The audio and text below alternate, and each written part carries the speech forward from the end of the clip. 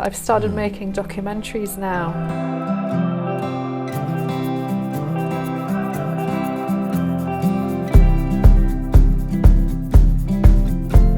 Gabriella, thank you for coming again. This is your second time on the podcast. It is indeed. Yes, and the first time we went through almost everything except for what you're doing now. Yes. And we left off where you were in the New York, I believe? Yes. Okay. Yeah. So tell me a little bit about that. What was it like for you to be in with the UN, right? Yes, it was. Okay. I was teaching the UN ambassador, the ambassador for the Japan Peace Mission. He was the second secretary for Japan, and he was from Aomori, and the viewers can see that on the last podcast. And he'd been very, very, let me see, discreet about yes. not telling you anything about who he was, That's what he was right. doing. Yeah. And you didn't find out until you got to the States. That's right. Just this very humble kind of, beautifully, typical Japanese kind of style. Yeah, non-assuming, you just would never know. Yes, he told me he was a civil servant. And it's true. He's telling you the truth. Yes. But it was not any big deal in his mind. Right, but he was representing the country at the UN headquarters. Isn't that something? It is, and then I ended up being very involved and still am involved with UN Women, just areas of interest within the UN,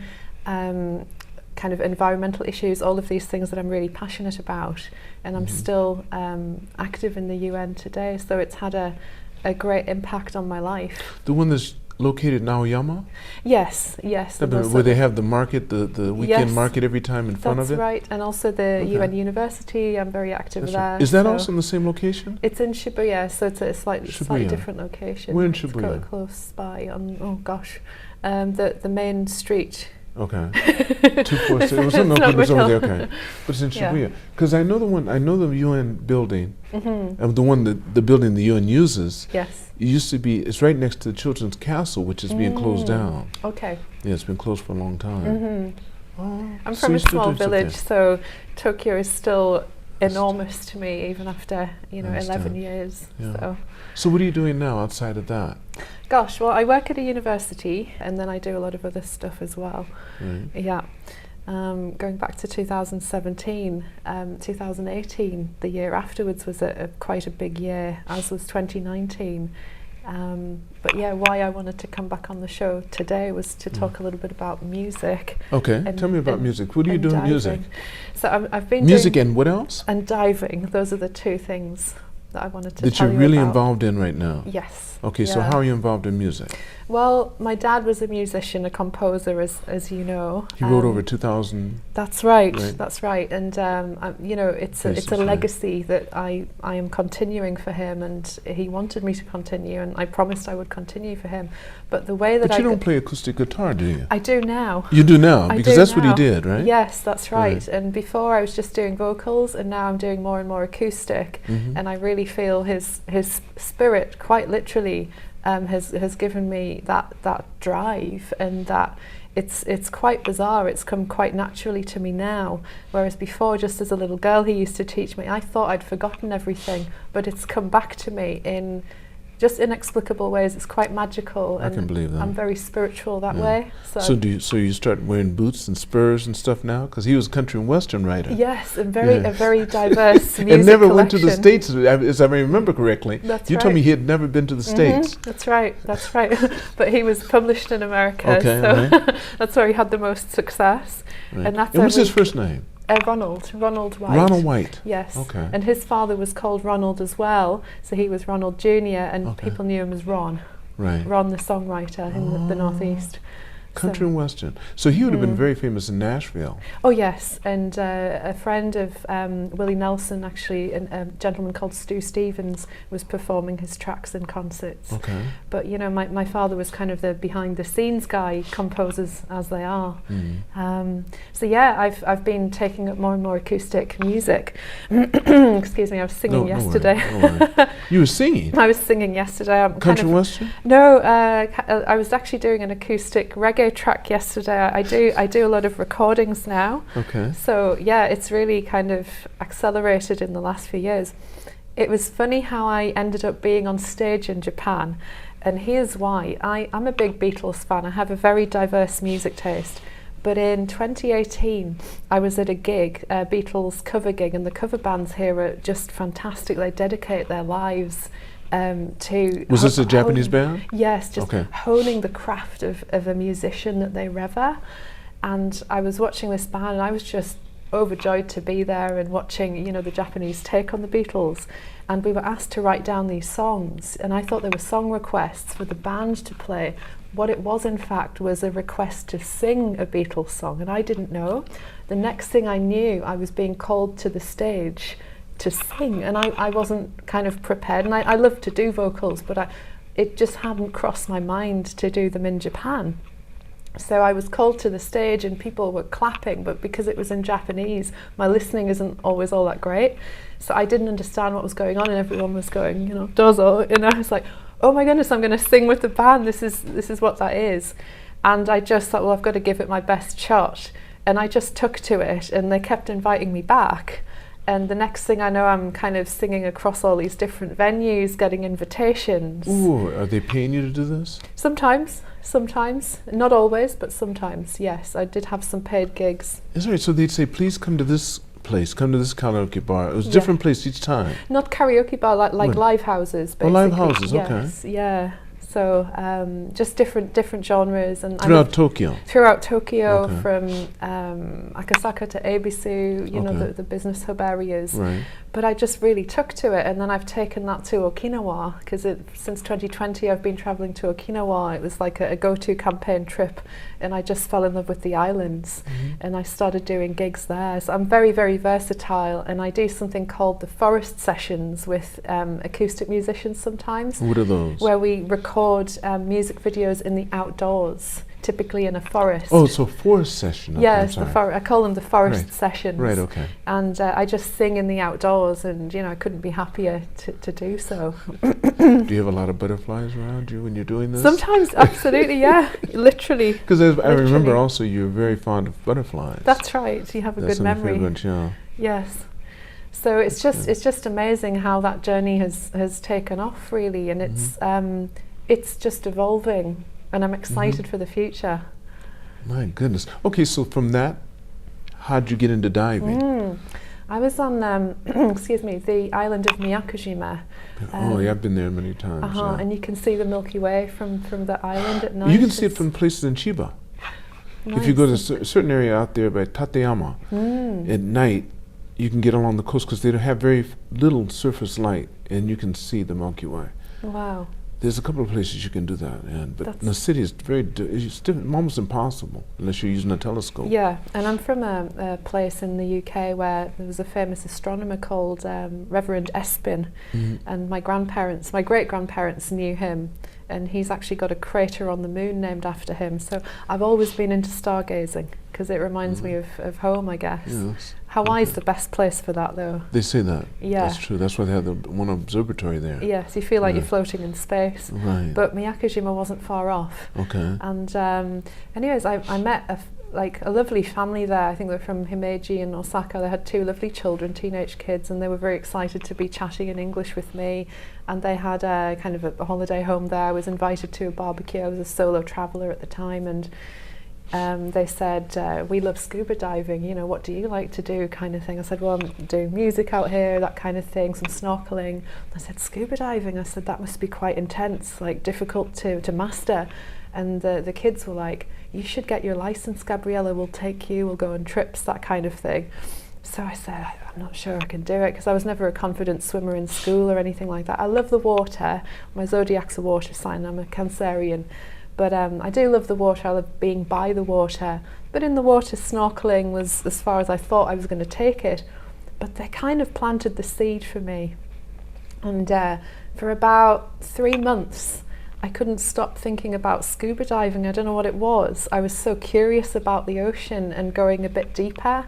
And I think being in Japan has kind of had that influence on me, that the ocean plays a very important part in so many aspects of the culture.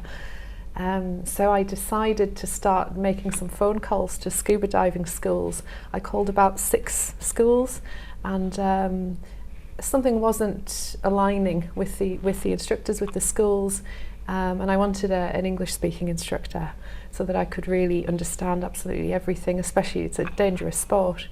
And the seventh call I made was to a British guy based in Okinawa, and he has a fascinating history. I interviewed him actually on my channel. He's a shipwreck diver from the south of England, and he actually discovered the supporting ship of the Mary Rose, which was some of the treasures connected to that supporting ship, which was the Henry VIII battleship in 1645 or 1545, can't remember, one of those.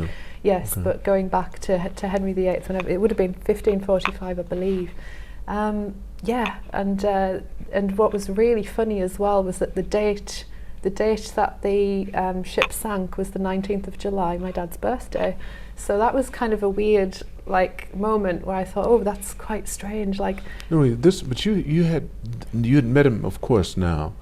And had you taken any of his courses when you started to find out all this stuff? Or was this prior to you taking any course? Not yet. We had a 2-hour phone call. We were talking for ages. And you found that out during the 2-hour phone call? Yeah. Okay. I did. And when I started researching the history of the battleship, I was like, there's something mysterious about dates sometimes. And I thought, wow, and he's British. I'll go with this school. It's all aligning. And anyways, I went and got my open water license, but that in itself was a journey. How long did it take? It took me a little bit longer than usual because strange things kept happening. During one of my dives, one of my final diving exams, because you do your theory, your pool training, then your practical training. On average, it takes about 2 days for military people who are really active. You can get your license in 2 days? You can if you're very good in the water. If you do, okay, right. On average, about 3 days. I actually, on my 3rd day, a shark, believe it or not, a sand shark, yeah. It's I think it was a black tip reef shark. Actually appeared, and because we started filming it, we were so excited we had to abandon the exam because you're not allowed to film during your exam. You've got to be focused on your self-rescue training. So it was just one of those funny moments where. How deep were you? I think we were about maybe 12 meters. Okay. Mm-hmm. But it was just a funny moment. So he was like, well, it was September at the time, 2023. He said, you're going to have to come back in December on your next holidays, on your next vacation, and finish up the training. Mm-hmm. So I just had a couple more skills. Actually, there's a lot of skills to complete, maybe 6 skills to do in an hour or so. So I went back in December, got my license. Funnily enough, I think it was the 22nd or the 23rd, so it was around this time that I actually got the license. Might be exactly a year actually. Just funny timing. But so got my license, and I've had the most incredible journey. I've done 25 dives now. 25 dives. What locations have you been at? All in Okinawa. All in Okinawa? Yes, that's all beautiful. up and down the west coast and the Kerama Islands, Tokashiki Island. So many places, and every single experience I've had has been magical. Okay. What are some of the most memorable? Meeting an octopus and interacting with an octopus. It actually got up to you and got around you and stuff? Yeah, and I call it the handshake, the tentacle shake. Right. I've seen 3 seahorses, all in different, and I saw 3 octopi as well. So many things, beautiful things. And I shot so much footage as well, and it was just fantastic escapism, and it's just mesmeric. Really changed my life. Well, that's beautiful. Yeah. That is so beautiful. I shot so much footage that I decided I wanted to make a feature film. And I used to, as you know, work in broadcasting here and there, but I had an editing team at the time. And I was glad of that editing team because I never really had the patience for editing. So now when I do travel shows or whatever, I very rarely edit them. And some people say, well, you should edit. And I'm like, no, I'm just going to put the raw thing out. I'm very kind of, I don't know whether it's kind of my own style. It's more raw in that sense. But suddenly I decided, I think I'm on a mission here. And I felt like I was being called to make some kind of film. And I just wanted to put all of this special footage together. And I always pray for signs, and I was praying to see a seahorse. I was praying to my dad actually, and believe it or not, that same day my instructor said, look at this. And a seahorse. A seahorse. It was a dragonet. And I thought, I've got to put this into a documentary, and at the end of it, this 17-minute feature film, I just write, and it's kind of a note to myself and the universe, whatever. Just I know what it means. Just thank you to my guardian angels for being on this journey, because I really feel he's with me all the time. And it's just an incredible thing to happen, this symbolism. And the seahorse is a very symbolic creature. I understand, yeah. Yeah. I think it's one of the only creatures that actually the male, doesn't he give birth? Or Yes. He gives birth because she puts the seeds inside of him. That's right. And then he gives birth to his little seahorses. Yeah, yeah. So, Gabriella, tell me, what do you do for work now, while you're here in Japan? For work, I work at the university. At the university, so that's what you do mostly. And then, but you're doing what? I do communications courses, debating seminars, that kind of things. It's all communication based. Okay. Yes. Oh, so you're here on a teacher's school. Oh, that's interesting. Yeah. And then you go out. It's nice in the do they do the same thing in the American schools or international schools? They get 3-month paid holiday. Yeah, we get. You get the same thing. We do. So that's what gives you so much time to do the other stuff too. It is. And you can really focus on that when afterwards. That's right. And that's the one nice thing about being a teacher, because I was a teacher for several years. Yes. And then I decided to start my own. Yeah. It's a really interesting lifestyle. It is. It's very interesting. You can lead multiple lives in the non-secretive sense. As you can lead several paths. So I've started making documentaries now. Okay. And 17-minute documentaries? No, they got longer, so about 35 minutes on average. Okay. Right. I did the Blue Cave, and I add sometimes my own music to them, my own acoustic music and cinematic music as well. Okay. And here was the thing, I had to make a commitment to it. I decided, I know I don't usually have the patience for editing, but this material and all these incredible experiences I'm having, I've got to make feature films. I've got to do it justice. So I've been dedicating ever since March to April of this year. I've been making documentaries throughout the summer. I've now made 6. So where would people find them? You can find them on YouTube. It's called Breathing Underwater. Okay. And you can find it under Culture Cave, Breathing Underwater. And then something incredible happened, which was another sign I think I'm on the right path. I just happened to meet a lady at the UN as well, as a UN connection, at a buffet. And she was leaving Japan, and we were just having she's from Australia, we were just having a conversation. And the incredible things that can come from one conversation. She just said, "What do you do for fun?" I said, "I love scuba diving," because I talk about it to everyone now. And she said, "Wow, it's really interesting." She starts asking me more questions, and she said, "Oh, do you shoot any footage?" I said, "Yeah, I'm making feature films now, actually." And she said, "I'm actually organising a film festival for Amnesty International, the first film festival next year in Japan." And she said, "Would you mind sending me them?" She said, "It sounds pretty interesting. The theme is human rights." But she said, environmental issues are a human right. And she said, "Is there any environmental issue theme to them?" I said, "Well, yes, actually, because I talk about the coral, the dying coral, and Okinawa is so famous for the red coral. So I talk about that, and I narrate. Do you see a lot of that? A lot of it dying? Yeah, you do. You see the real effects of it. And what's supposed to be the cause of it? What do they say it's the cause? It's the rising temperature of the oceans. Okay. It's scarily warm when you get in the water. It's unnatural. It's unnaturally warm, and it's not a good thing. So that, and then pollution, all of these things are Did you see a lot of pollution when you're in Okinawa? Not so much, but you see the white coral skeletons. Okay. So I narrate that I visited a coral farm. So what happened was I submitted my these films to this lady, and the next thing I know, just last week actually, they got back in touch with me and said, "Well, we've been looking for feature films for this film festival, and your film series is the chosen series."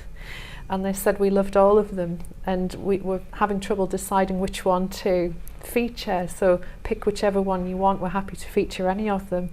They particularly like the Coral Farm one because it's very connected to environmental rights. So 2nd of February 2025, I'll be premiering on the big screen. Well, that's beautiful. My film. That's beautiful. I'm going to have to look at those films. I have to look at the ones you just mentioned to see what you've done. I like underwater stuff. Yeah. I never skin dived. I never skin dive. I used to skin dive. I've never snorkeled. Yeah, when I lived in Puerto Rico. Wow. I did that for a while. And we had to go pretty deep, but it was all free diving. See, that's something that I'm interested in, but I don't think I can do it. Yeah, we were free. We had a group called the Freelancers. Wow. And because we had lances, we had these long spearfish, and we used to spearfish too. Oh my goodness. We did as well. The triggerfish, very delicious. Wow. But we used to do that, and we'd see moriel. The things we were most concerned about were barracuda because they move so quick. Yes. And if you wore your knife on your leg and it was silver, they might mistake it in murky water, because sometimes we have storms or whatever, and they would happen so quick, the water would get murky, and you know, something's happening up on top. And you had to get back, you know. You weren't paying attention. You're so busy being on the surface and diving, and we were collecting shells. We enjoyed it. Yeah. Oh, I enjoyed it. That was a fun time. But I never really got into snorkeling. I should have. But I had a problem clearing my station tube between your nose and your ear. Yes. Yeah. And I couldn't clear, so going down deep always was difficult. I could not clear because it was always the equalizing. That's a tricky one. Do you have any problem with that? At first, it takes time, and then somehow I think your body remembers, because what it needs to do. Yes, as you go deeper, you always have to equalize, just like you're in a plane, but it's kind of the opposite. So yeah, you have to do that regularly. Right. And that's well, my instructor says I'm kind of an unusual student in the sense that on the surface of the water it can be quite nerve-wracking if it's a stormy day. Of course. And I had an experience a couple of hairy experiences in September, one of which was there was a typhoon approaching, but the diving was still going ahead, and I was surprised. But you know, they know what they're doing, and they said, well, it was just a bit choppier than usual, you know, and it's not uncommon in Okinawa. But it was just a crazy experience. I was doing the back roll entry, you know, just throwing myself back into these kind of crashing waves, and even my instructor with a ton of experience said, this is an intense day. It's interesting. But it's one of those things where it's, I suppose, much similar to skydiving, which I haven't done, but it's one of those things, it's about the letting go, and then the trusting, letting go, and then seeing where it takes you. And it's something very liberating and very relaxing once you let go. That's right. Gabriella, where do you see yourself 5-10 years from now? Oh my goodness. Hopefully still diving. Hopefully still making feature films. Yeah. Yes. And that's what you plan on doing? But yeah, music, continuing the music, making a music album, continuing this world acoustic journey, connecting with people from around the world. Yes. What would you like to end with? Do you have anything you'd like to say that we haven't covered? I thought you were going to ask me the question about at the end. Where would you? No, I only do that. I only do that on the first. I did that on the first podcast. You've already said. Okay. Yes. If you could come back in time and see yourself, I do that only once the first time. Oh, I see. Second time I don't usually do it. All I would have said. What would you have said if I did ask? Okay. Rewind 2 years this time, not to age 5, but rewind 2 years, and I wouldn't have dreamed that I would become a scuba diver, let alone making feature films and screening them. So I would have just said, again, trust the universe. But that's what you said the first time, basically. You said, just here, don't forget it's wide open. You said something similar to that. Yeah. Yeah. And it will be okay, just follow that, trust it. Yes. Trust yourself. I think so. And I think once you have that base, and you see that it really works, you can't change it. All you do is fortify it. And it doesn't matter what you're trying to do. It doesn't matter what comes towards you. Once you've learned to trust the universal force, and some people call it God, some people say, whatever they call it, once you learn to trust and believe in good, it happens. Yes. Because I think at the end of the day, we're creators. That's what we're meant to do. We are, and we have an incredible life force inside of us. Most definitely. And that's something I don't think we put enough attention. Well, religions do, but that's another thing too. Religions have their purpose, and I think it's good for society. But I think spirituality is what we should really be teaching everybody. About their spirituality, and then you decide if you want to get involved in religion or not. Yeah, I agree. But spirituality, all of us have that and we'll deal with that, regardless if you know it or not. Yeah, that's why I love your inspirational talks that you do. That's the thing about it. That's where I come from, because I've studied several religions. I can't say, well, in depth, a couple of them I've really studied. I've never been baptized purposely, knowingly. I asked my father why he didn't have me baptized as a child. He said, I wanted to leave that decision up to you. Well, right. And I think because he did, it gave me a viewpoint of wanting to see what else is out there. And why is it that if I join this one, I'm not supposed to be able to deal with that one? If they're supposed to, if it's good, it's like I can have this candy, but this candy I can't have. I'm more syncretist. It doesn't make sense. So I said that's why I'm saying religions I'm not into. Yes. Spirituality I am. Yeah. I go to churches, I go to cathedrals, I go to the mosque in Yogi Uehara, beautiful place. I dip into the religions. But you haven't picked one either? Not really. I was baptized, and I'm grateful. As a Catholic? No, as a Church of England. Okay. Yes. Oh, that's right, because the English actually kicked the Catholic out. That's right. They said, no, we'll make our own church. We'll divorce. They said, you are out. Yes. No, we'll have the Church of England. Yeah, they sure did. Yeah, Henry VIII made sure of that. He said, bye-bye. He said, you can do it somewhere. Matter of fact, we'll give you a place here. I think they're the wealthiest country in the world, aren't they, the Vatican? Yes. Or per capita or something, because they're so itty-bitty, and it's a country. It's incredible. I've been there in 2019. So have I. I've been there too. I've touched the... Nice. Whose foot is it that they've rubbed down to almost nothing? As you come into the Vatican, I forget, there's one. There is. There's a bronze foot that's just smooth. Yeah. But it was well defined before. Yeah. But so many people have rubbed it. Right. It's rubbed down to a smooth... Interesting. ...angle. Right. I forget which person they did, but somebody up there like that. But I was baptized, but my parents never forced religion on me. That's it is. So for that reason, that's why I'm a nomad. Oh, that's interesting. Well, look, I want to tell you, I want to thank you again for coming for the second time. Thank you for having me. It's been a true pleasure. Thank you so much, Gabrielle. Thank you, Lance. I want to thank all of you for looking or listening to this podcast, and never forget, it's all on loan, so continue to reach for the stars. Because you're too blessed to be stressed.